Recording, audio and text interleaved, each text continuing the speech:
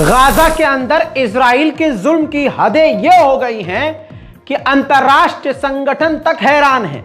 Satellite image से खुलासा यह हुआ है, जो भारत के अखबारों ने भी छाप दिया है, कि गाजा के अंदर जो कब्रिस्तान हैं, जो कि पूरी तरह से भरे हुए हैं, इजराइल के टैंकों ने उस कब्रिस्तान को भी नहीं छोड़ा। कब्रिस्तान को रौंदते हुए, कब्रों को रौंदते हुए इजराइल के दर्जनों टैंकों ने कब्रों की बेहुरमती की। यह इजराइल की हकीकत है और इजराइल ने जबरदस्त कत्लेआम अभी भी गजा के अंदर मचाया हुआ है। दैनिक भास्कर की इस रिपोर्ट, जो भारत ने, जो खुद एंटी मुस्लिम गोदी मीडिया है, जो टाइटल में ही लिख रहा है कि इजराइल कब्रिस्तान तक को नहीं छोड़ रहा है, तो सोचिए इजराइल क्या ही कर रहा होगा। ऐसा जानबूझकर इजराइल कर रहा है, कब्रिस्तान में जबरदस्ती टैंक घुसा रहा है और फिर कब्रिस्तान को तबाह कर रहा है। सबूत भी चाहिए होगा आपको ना, तो लीजिए सबूत।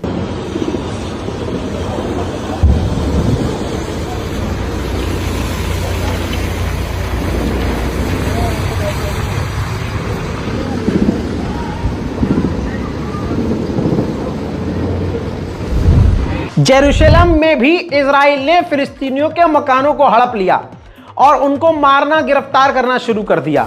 हमास ने जेरूशलम के इलाके पर भी मिसाइलें दागना शुरू कर दी।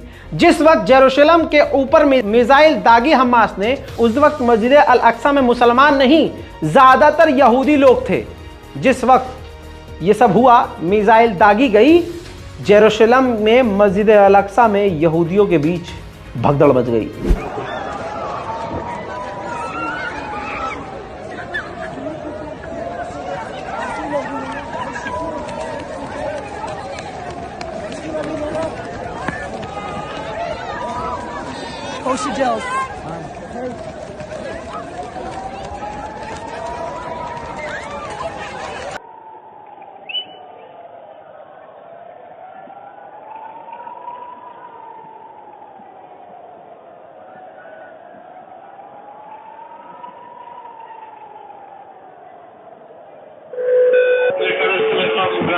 כאן נקודת המשטרה. ישנה אזעקת אמת. אתם מתבקשים להיכנס למרחב המוגן. לאט לאט להיכנס למרחב המוגן. वहीं यूरोमेड ह्यूमन राइट ऑर्गेनाइजेशन, देखिए कल रात को मैंने कहा था और वो भी हकीकत हो गया। अंतर्राष्ट्रीय संगठन ने कहा कि आंकड़े छुपा रहा है इजराइल, असल में 25,000 गाजा में मौतें हो चुकी हैं। अल्लाह अकबर। वहीं इजराइल के सैनिकों का नुकसान भी इस जंग में ज्यादा हो रहा है। रोज सैकड़ों की तादाद में इजराइल के सैनिक घायल हो रहे हैं। अब मैं आपको दिखाता हूं एयरलिफ्ट, हेलीकॉप्टर के जरिए अपने घायल सैनिकों को इजराइल किस तरह से तेजी से इजराइल लेकर जा रहा है इलाज के लिए।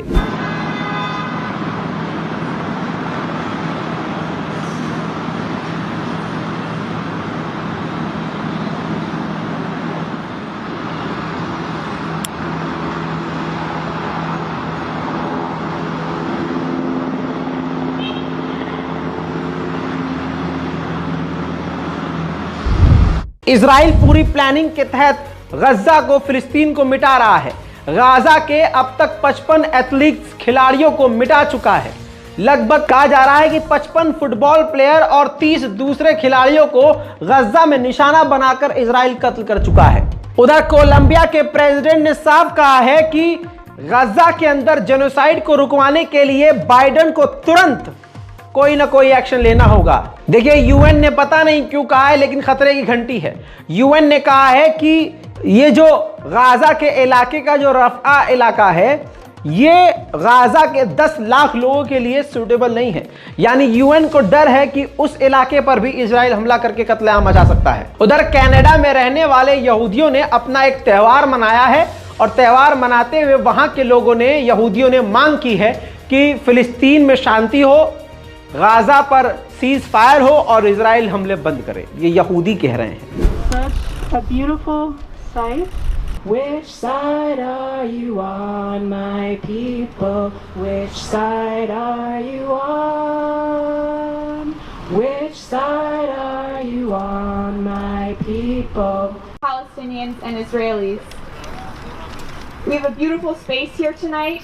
Behind me is a large ceasefire menorah, a table set with menorahs, and 3 banners that say justice. איש תמיד תוקע למזבח, לא תכפה, לא תכפה. איש תמיד תוקע למזבח, לא תכפה, לא תכפה, לא תכפה. Which side are you on? वही पाकिस्तान ने भी वही बात कही जो ईरान कह रहा था।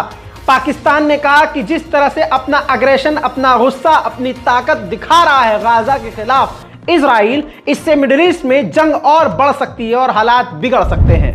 उधर हमास पूरी तरह से बिदका हुआ है। हमास ने कह दिया इजराइल के साथ कैदियों की अदला बदली कोई भी नहीं होगी जब तक इजराइल गजा पर हमला करना बंद न कर दे। उधर अमेरिका के एनएसए ने कहा है कि अमेरिका देखना चाहता है इजराइल को वो कदम उठाते हुए जिससे सिविलियंस की कम से कम मौतें हो या फिर सिविलियंस को बचाया जा सके। अमेरिका के एनएसए ने यह भी कहा कि जिस तरह से हिजबुल्लाह बॉर्डर पर एक्टिव है, हम ये चाहते हैं कि हिजबुल्लाह को पीछे हटना होगा और हिजबुल्लाह को हटाना होगा, लेकिन डिप्लोमेटिक रास्ते से, बातचीत के जरिए, राजनीतिक तरीके से। यानी अमेरिका भी हिजबुल्लाह से टकराना नहीं चाहता दोस्तों। वहीं इजराइल ने कह दिया है कि हमास को खत्म करने के लिए अभी कुछ और महीने चाहिए, यानी कुछ और महीने लगेंगे।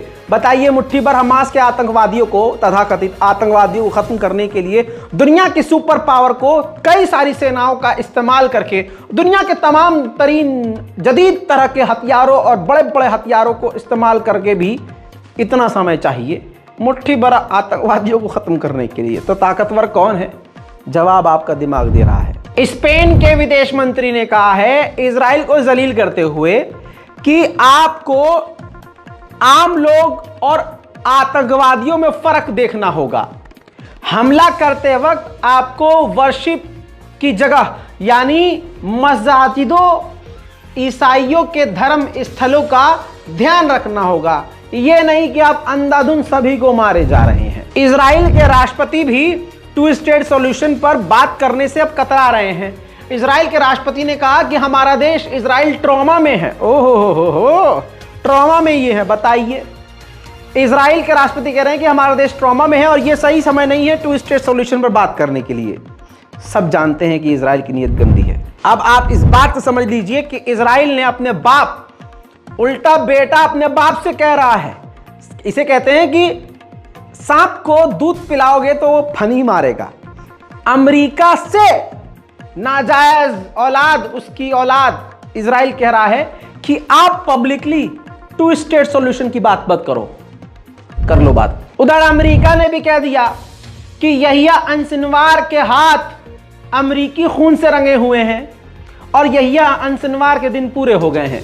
यानी अमेरिका, इजराइल एक शख्स के पीछे पूरी तरह से पड़ चुके हैं और वो नाम है यहिया अंसिनवार। इतिहास गवाह है, मुसलमानों को धोखा देने वाला सबसे बड़ा मुसलमान रहा है। इस दौरान जहां पूरी दुनिया इजराइल की आलोचना कर रही है, वहां बहरीन सामने आया है और अपना चूतर साफ करते हुए कह रहा है बहरीन और इजराइल के रिश्ते कभी खराब नहीं होंगे, स्टेबल रहेंगे। उधर ईरान ने चेताया है कि नेतन्याहू अपने साथ साथ बाइडेन सरकार को भी डुबो रहे हैं गाजा के मामले में। उधर अमेरिका ने एक बार फिर से यमन को वार्निंग दी है। यमन के लड़ाकों हूथीस को धमकाते हुए कहा है कि तुरंत इलाके में हमलों को बंद कर दें। उधर डेनमार्क की शिपिंग कंपनियों ने तो अपने जहाज को इजराइल भेजना और इजराइल से वापस बुलाना बंद कर दिया है यमन की धमकी की वजह से। यमन की धमकी को अब कोई हल्के में नहीं ले रहा दोस्तों। उधर मेरे दोस्तों अमेरिका ने कहा है कि यह सही नहीं रहेगा कि लंबे समय तक के लिए इजराइल गाजा को कब्जा कर रखे। उधर तुर्की के राष्ट्रपति रजब तैयब एर्दोगान ने कहा कि वक्त बदल गया है, अब इजराइल का साथ कोई नहीं दे रहा, धीरे धीरे आइसोलेट हो जाएगा इजराइल। उधर गाजा के लड़ाके अबू उबैदा ने कहा कि हमने 72 घंटे में इजराइल के 72 आम व्हीकल तबाह किए हैं।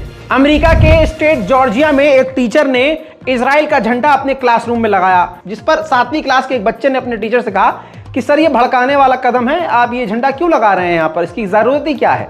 इस पर उस टीचर ने कहा उस बच्चे से कि तुम्हारा सर काट के अलग कर दूंगा, बस मामला गरमाया और उस टीचर को अमेरिकी पुलिस ने फिलहाल गिरफ्तार कर लिया है। फिलहाल की इस रिपोर्ट में इतना ही। जल्द लौटूंगा और भी बड़ी जानकारियों के साथ। इससे पहले की जो तमाम रिपोर्ट्स हैं जाकर जरूर देखिए। मैं हूं रजा और आप देख रहे हैं रजाग्राफी। जय हिंद।